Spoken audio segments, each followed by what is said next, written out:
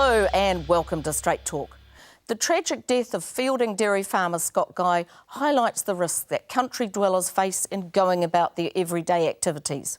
Often farmers work alone and help isn't readily at hand when trouble strikes. That next-door neighbour support system most city folk take for granted just isn't there for rural people. Here at Country 99 TV, our thoughts and condolences go out to Scott Guy's family as they struggle to make sense of what appears to be a senseless and savage act. Yet often, it's New Zealand's iconic solitude in an overpopulated world that appeals to overseas buyers of New Zealand farmland. Just check out the statistics behind the purchases in recent years. This is an issue that will likely heat up with the ongoing debate from the Prime Minister on down on whether our valuable farmland should be put on the block for overseas investors. Today my guests are National Business Review journalist Liam Baldwin and Interest.co.nz's Bernard Hickey. Well, Liam, it's generally thought that farming is a sort of fairly safe occupation. Apart from accidents on farm, there's not that sort of level of violence that you might expect in the city. Well, I guess Scott Guy's tragic death the other day just highlights how isolated that they can be. Well, we don't know the circumstances about why he got out of the car and all of this happened, but I guess extra vigilance is required from within the communities, but the problem is everyone's so far removed from each other, and while they all know each other and generally each other's movements, they're not there every 5 minutes. Yeah, but country people do usually keep an eye out for each other as best they can, don't they? Is more needed by the way of structures or better communication levels? Well, I don't know how you get around it because that isolation is a problem. I mean, he was going through his daily routine, and just like everybody else in the area would have been, and probably nothing seemed out of the ordinary until something really bad happened. And when something happens, generally, it is really bad.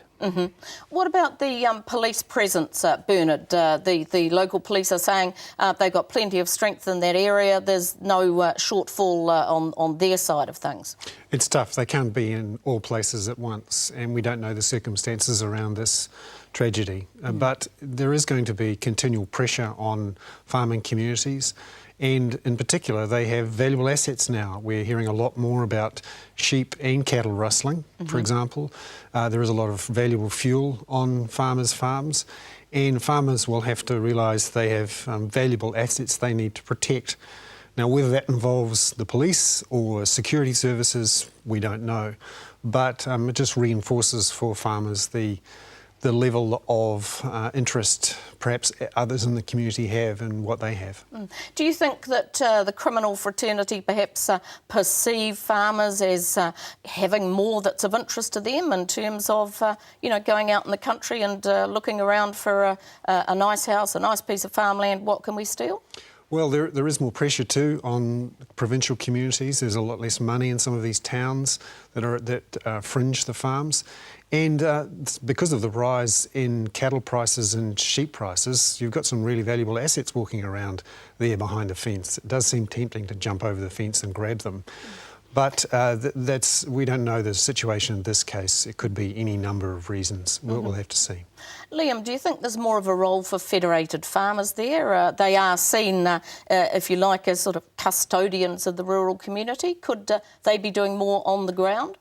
Well, I think there can be a perception among farmers that they are safe because they are removed from the cities and where all the crime happens. But from a criminal perspective, I guess they're seen as a bit of a soft target, and perhaps there should be some education with regards to vigilance and what to do about protecting their staff, their valuable staff, and also what to do if something does happen, if somebody is spotted around. Now, Bernard, getting back to the issue of overseas buyers interested in New Zealand land, this issue's not going away. This looks as though it could become an election issue for next year even. That's right. The Prime Minister has jumped in and said he doesn't want to see farmers become tenants in their own land. He said this as he was in China talking to the Chinese government. This is all very topical, obviously, with the Crayford Farms sale being the focal point for discussion. It is the biggest farming group up for sale at the moment. We have interest from UBNZ, which is backed by Chinese money. And this is an issue that will bubble away for some time because we have valuable farmland. One of the key areas of shortages in the global economy is in commodities, soft commodities like the protein that we produce.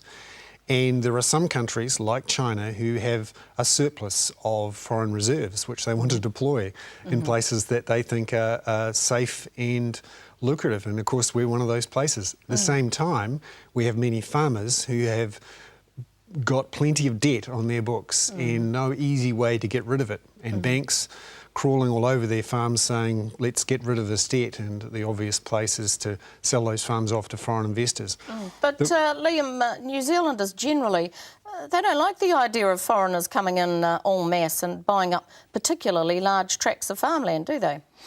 No, I think that's just, it's not xenophobic. I think it's more about security, and from a government perspective, I think that's what needs to be looked at in terms of food security. That's what the Chinese are doing. We never really have looked at that because we've never had to think about the concept before because we always produce so much. But if others are interested here, then some safeguards need to be put in place to be able to provide for others food security while retaining our own economic strength. The danger is, though, that we have to be careful not to be seen to be having our cake and eating it too. We want free and open borders for trade, but why are we saying we want to shut the borders for foreign investment? It's against the ethos of the last 20 or 30 years of New Zealand's public policy to say some assets aren't for sale, some are, and they're for sale to some people and not others. It really goes against what we're doing and requires a proper debate about, you know, we did get ourselves into a lot of debt. The one way to make sure you pay off a current account deficit is to sell assets. And when New Zealand has a debate and says, oh, we don't need to do that, well, we do because we spend more than we earn. And unless we change our ways and spend less than we earn, we're going to face this again and again. Now, getting on to the specific sale that, as Bernard said, has brought this debate to the surface with the Crayfer farms. The situation as regard Landcorp's failed bid. What do you make of that, Liam? The receivers came out pretty rapidly and said this wasn't going to cut the mustard, didn't they?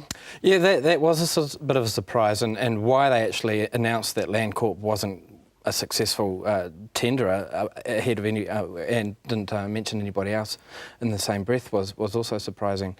But Landcorp's been out there and it's been obvious and open about its bid, or reasonably open about its bid, and very few others have, and that's why the receivers decided to go public with it. But most New Zealanders would have been very comfortable with Landcorp being the successful tenderer, wouldn't they, Bernard? Yes, except for the banks. They're owed $216 million. The rumours are that Landcorp were bidding $170. That's a pretty big chunk of loss that the banks would have to take. We know that the bid from UBNZ and May Wang is for $213 million. It's the difference between the banks taking a $3 million loss and taking a $50 million loss. Easy decision for the banks to make. But based on the fact there's some uncertainty about the bid of natural dairies, based on permission required for the bid to go ahead and the availability of that cash, wouldn't it have been better to have a safe $170 million or so in the bank? Yes, but when you're going to take a loss of $40 or $50 million, sometimes it's worth waiting a week or two to see whether the overseas investment offers have come through. Remember too, there are 50 bids on the table. It's not just Landcorp and UBNZ.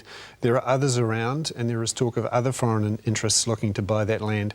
So the banks, I can understand why they're playing a bit hardball on this. They have a lot of money at stake, and when you see the price of dairy products at relatively high levels, the payout looking to head towards maybe $7, $8 a kilogram, you want to be a bit more careful before you take a loss like that. $40 to $50 million is nothing to sneeze at.